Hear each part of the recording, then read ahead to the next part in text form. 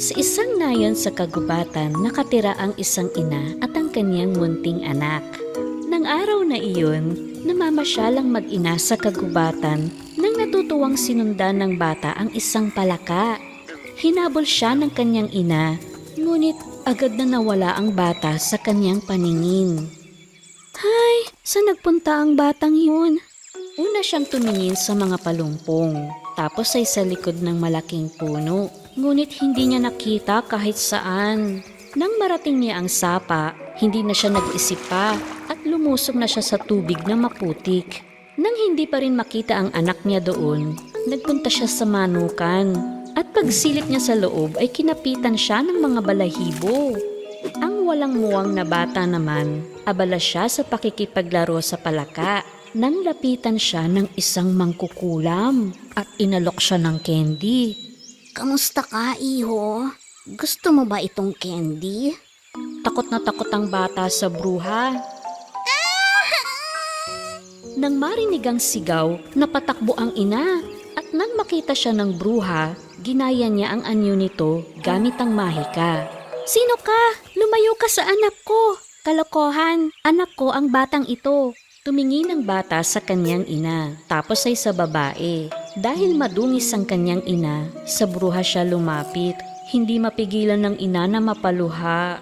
Habang nagtatalo sila, lumabas ang mga diwata ng gubat. Ano ang ibig sabihin nito? Sino ang tunay na ina?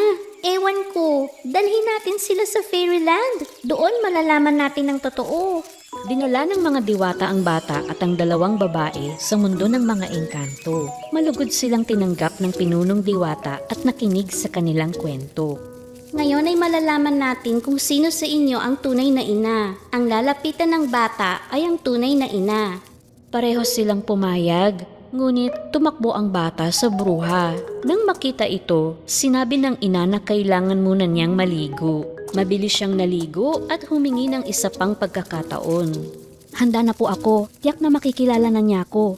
Pinaghanda ng mga diwata ang bawat isa ng pagkain na magugustuhan ng bata. Naghanda ang ina ng masarap na ulam at kanin. Kinain naman ito ng bata, ngunit gumamit ang bruha ng mahika upang maghanda ng isang malaking tsokolating cake. Nang makita ng bata ang cake, tuwang-tuwa siya.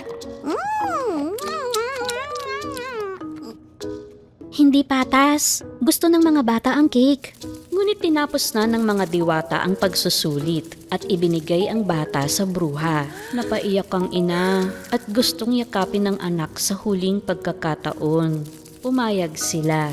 Pagyakap niya sa anak niya, tinawag siya nito ng Mama. Kita niyo? Nakilala niya ang amoy ko. Nang makita ito ng bruha, agad niyang pinaghiwalay ang mag-ina at kinuha ang bata. Teka lang, yakapin mo rin siya. Niyakap siya ng bruha pero ayaw sumama ng bata sa kanya. Naging mapilit ang bruha kaya umiyak ang bata. Mama! Ay, natakot siya. Halika na, yayakapin kita sa bahay. Ngunit pinipigilan siya ng mahiwagang pader ng mga diwata. Nagalit ang bruha, kaya bumalik siya sa kanyang tunay na anyo. Akin ang bata! Inangat ng mahika ng mga diwata ang bata sa hangin at nilagay sa bisig ng kanyang ina. At agad nilang ikinulong ang bruha. Sa tulong ng mga diwata, ligtas na nakalabas ang mag-ina sa mundo ng mga engkanto. Niyakap ng mahigpit ng ina ang kanyang anak at pinasalamatan ng mga diwata. Salamat din na natuklasan namin na may kasamaan kahit sa malalapit sa atin. At masayang bumalik ang mag-ina sa kanilang nayon. Dahil ang tunay na pagmamahal ay laging magtatagumpay laban sa kasamaan.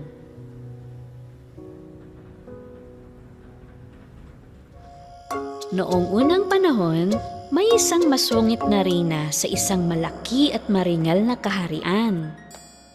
Isang gabi, sa mahimbing na tulog ng reyna, isang misteryosong babae ang lumitaw sa kanyang panaginip. Kailangan mong maging mabait na tao, kung hindi, ikaw ay mapag-iisa. Hindi pinansin ng reyna ang panaginip na ito. Kinaumagahan, habang naglalakad siya sa palasyo, natuklasan niya ang isang lihim na silid na hindi niya napapansin noon. Pagpasok niya, nakita niya roon ang isang gintong kwintas. Nabighani ang Reyna sa karangyaan ng kwintas. Agad niya itong isinuot, ngunit sa tagal ng pagtitig niya rito, napansin niyang hindi ito nagniningning. Bakit kaya ganito? Paanong hindi ito nagniningning gayong mamahali ng hiyas? Nagpa siya ang Reyna na pumunta sa pantas. Nakinig ng mabuti ang pantas sa Reyna. Ang kwintas na ito ay nagniningning lamang sa leeg ng taong may mabuting puso. Dapat matuto kang magpakabuti.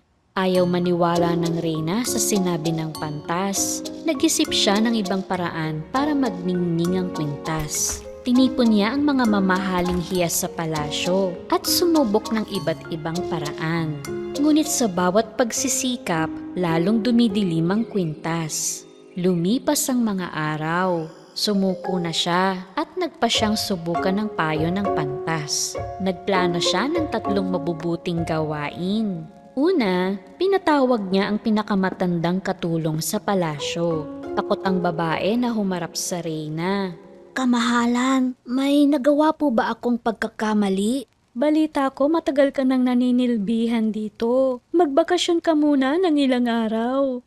Nagulat man, nagpasalamat ang babae sa Reyna. Sa sandaling iyon, bahagyang kumintab ang kwintas na suot niya. Tapos ay pinatawag niya ang hardinero. Siya ang metikulosong nag-aalaga ng mga bulaklak ng Reyna araw-araw. Ngunit hindi siya kailanman pinahalagahan. Salamat sa magagandang bulaklak sa hardin. Talagang mahalaga ang iyong trabaho. Tuwang-tuwa ang hardinero sa sinabi ng Reyna. Sa sandaling iyon, medyo nagliwanag ang kwintas. Sa ikatlo ay pinatawag ng Reyna ang punong tagapagluto ng palasyo. Nang malaman niya na may pinagdadaan ng problema ito, nagbigay siya ng ginto. Sana makatulong ang gintong ito para masuportahan ang iyong pamilya. Napaluha ang kusinero sa kabaitang ito. Sa sandaling iyon, nagliwanag ang kwintas na suot ng Reyna. Pagtingin ng Reyna sa salamin, namangha siya sa kinang ng kwintas. Nagulat ang hari sa pagbabago ng Reyna. Naisip niya, mag-aalmusal kami ng asawa ko ngayon. Lahat ng tao sa palasyo ay hindi maalis ang tingin sa Reyna. Nagniningning na ang kwintas ko. Hinahangaan ako ng lahat. Mahal na mahal nila ako ngayon.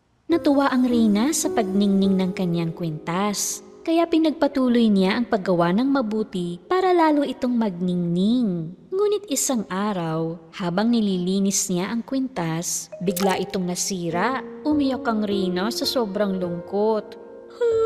Nasira na ang kwintas ko. Wala nang magmamahal sa akin. Ngunit mabuti pa rin ang trato sa kanya ng lahat.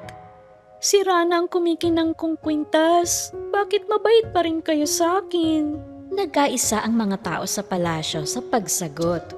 Aking Reyna, ikaw ay kahanga-hanga. Hindi lamang ang iyong kwintas ang nagniningning, kundi pati rin ang iyong puso. Napagtanto ng Reyna na ang pagmamahal na ipinakita sa kanya ng mga tao ay hindi dahil sa ningning ng kwintas, kundi dahil siya ay isang mabuting tao. Kaya naman, ang Reyna ay naging tunay na mabuting tao, kahit na wala sa kanya ang kwintas. Sa isang malayong nayon nakatira ang isang magkapatid, si Lazy Girl at si Diligent Girl. Habang gumagawa ng gawaing bahay si Diligent Girl, mahilig naman magdahilan si Lazy Girl para umiwas sa trabaho.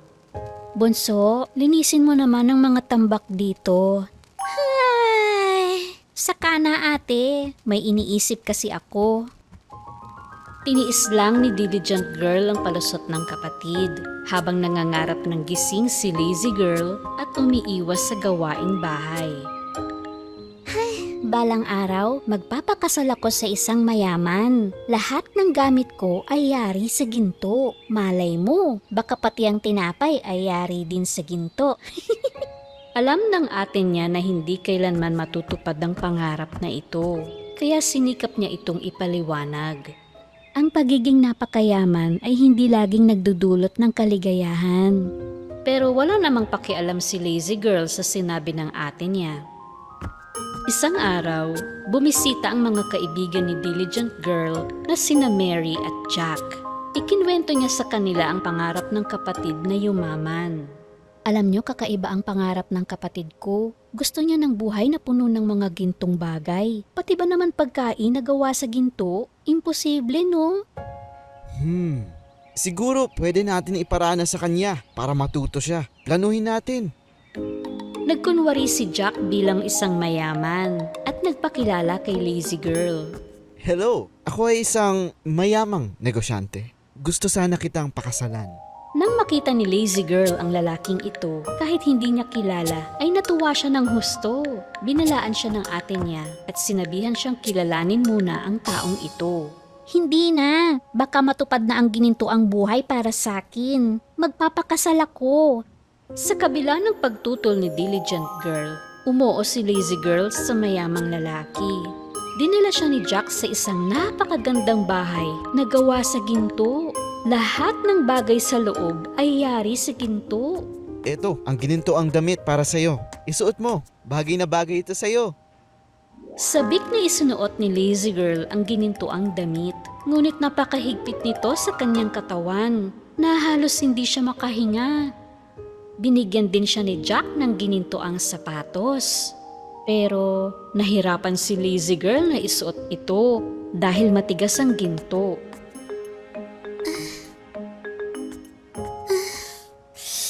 Ang tigas naman, hindi komportable tong sapatos. Mamamaltos pa ako nito. Nagtanong si lazy girl kung kailan sila kakain dahil gutom na siya.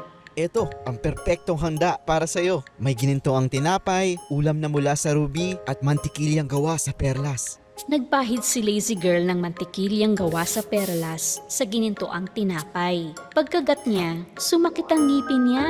Sa sakit ay nilapag niya ang matigas na tinapay sa mesa. Naalala niya tuloy ang sabi ng ate niya at nakadama siya ng pangungulila kahit marami siyang ginto. Meron bang bagay sa bahay na to na hindi ginto? Namimiss ko na si ate. Gusto ko nang umuwi. Mabait na hinatid siya ni Jack pa uwi. Niyakap ni lazy girl si diligent girl at humingi ng tawad sa ate niya. Ang pagiging mayaman ay hindi pala isang buhay na puno ng ginto, kundi ang makasama ka. Patawad, ate. Mula noon ay isinuko na ni lazy girl ang pangarap na magkaroon ng ginintoang mundo. Dahil ang tunay na kayamanan ay hindi tungkol sa mga bagay na gawa sa ginto, kundi sa pagpapahalaga sa mga mahal sa buhay. Noong araw na iyon, nagpa siya ang magandang si Rapunzel na gumawa ng cake. Naghanap siya sa buong kusina, ngunit wala siyang makitang kakao para sa cake. Pumunta siya sa matandang babae na nakatira sa isang cookie house para humingi ng kakao. Napatitig siya ng may paghanga sa mga dingding na amoy kanela at mga bintanang gawa sa asukal at krema. Marahan siyang kumatok sa pinto. Ngunit masungit na pinagbuksan siya ng matanda na sumigaw ng, Sino ka ba? Kamusta, tita? Gagawa sana ako ng cake. Pwede po ba akong humingi ng kakao? Medyo malabo na ang mga mata ng matanda. Lumapit siya kay Rapunzel at nagrereklamong sinabi, Lahat na lang ay sa akin ang hihingi ng sangkap. Itinuro niya ang silong at sinabing, Hindi na nakakakita ng mabuti ang mga mata ko. Naroon sa istante ang kakao, sa bungad lang. Hinawakan niya ang braso ni Rapunzel nang papasok na siya sa pinto. Huwag kang lalayo sa bungad, ha? Napakalaki ng silong. Maliligaw ka. Hindi maintindihan ni Rapunzel ang kakaibang pag-asal ng matanda. Pagbaba niya sa silong, napakadilim at magulo. Kaya kumuha siya ng posporo sa kanyang bulsa at sinindihan ito.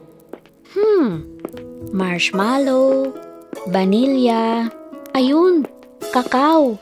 Akmang kukunin na niya ang kakao nang makarinig siya ng mga bulong mula sa kaloob-looban ng silong. Shh! tumahimik ka. Sa tingin ko, hindi yun ang mangkukulam. Hindi pinansin ni Rapunzel ang bili ng matanda. Kinakabahang pumaloob siya at nagsindi ng isa pang posporo. At hindi siya makapaniwala sa kanyang nakita. Dalawang maliliit na bata ang takot na nakatingin sa kanya mula sa loob ng hawla. Ah, anong nangyari? Hansel? Gretel? Sinong nagkulong sa inyo dito? Kinuwento sa kanya ni na Hansel at Gretel na gutom silang naglalakad sa kagubatan at may panloloko silang pinakain ng matanda. Isa siyang mangkukulam. Ikinulong niya kami dito. Nasa bulsa niya ang susi. Gagawin niya daw cotton candy si Hansel. Nakaisip ng magandang plano si Rapunzel para iligtas sila. Sinabihan niya sila na matyaga munang maghintay doon. Umuwi siya agad at nagluto ng cake. Binudburan niya ito ng pulbos na kulay rosas at nagmamadali niyang dinala ang cake sa matandang bruha. Anong gagawin ko sa walang lasa mong cake? Ayoko niyan. Sinabi ni Rapunzel na ang cake na iyon ay mabuti sa nanlalabong mga mata. Talaga? Sige. Akin na. Titikman ko. Ngumuya na ngumuya ang bruha. Tapos ay inantok siya at naupo sa sopa. Gabi na ba? Gusto ko pang matulog. Lumalabas na yung binudbud ni Rapunzel sa cake ay pulbos para makapunta sa mundo ng panaginip. Kinuha ni Rapunzel ang susi sa bulsa ng mangkukulam at agad na bumaba siya sa silong. Pinalaya niya sina Hansel at Gretel sa kulungan. Rapunzel, niligtas mo kami dito at sa mangkukulam. Maraming salamat. Di ko alam na masamang mangkukulam pala siya. Mula noon ay pinamalita ni na Rapunzel, Hansel at Gretel sa lahat ng tao kung ano ang tunay na pagkatao ng mangkukulam. Wala nang bata pa ang nawala sa kagubatan. Habang ginamit ni Rapunzel ang katalinuhan para sa kabutihan, ang masamang mangkukulam naman ay nawala sa mundo ng panaginip.